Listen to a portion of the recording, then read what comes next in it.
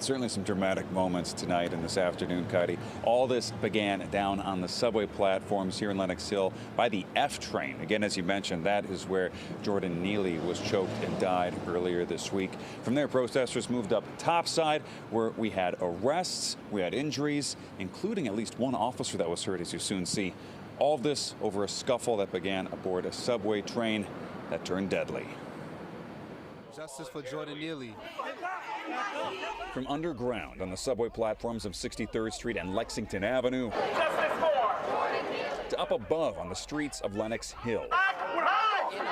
Protesters angry over the death of Jordan Neely rallied, blocked subways, and blocked traffic to demand action. We held space within the subway station based on where Jordan Neely was murdered.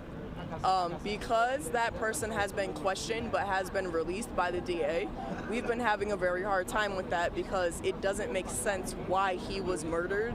Police say Neely was choked to death by a Marine veteran named Daniel Penny while riding on the F train.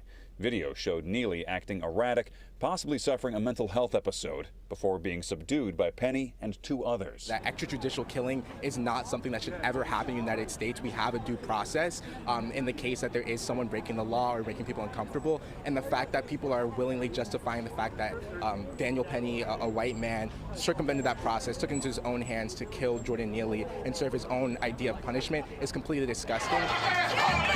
Protests Saturday quickly grew out of control. Protesters even jumped down onto subway tracks that were still electrified. That's not the place to protest. I understand the anger and the frustration in the city, but why would you go on the subway tracks to do that? They could have been electrocuted. They could have been killed. When the NYPD moved in, pushing, swearing, and shouting led to handcuffs and arrests. There were injuries as well on both sides. This officer hurt his leg while trying to move protesters out of the street. Why we are so angry is because that's a modern-day lynching. You are unlawfully in the roadway and obstructing vehicular traffic. After several tries, police managed to keep protesters on sidewalks, where they eventually left. But they say they'll be back. I call out Mayor Adams, I call out Governor KAHLIL because everyone keeps saying nice words about fixing our homeless crisis, but no one's doing action to fix our homeless crisis or our mental ill crisis in the city.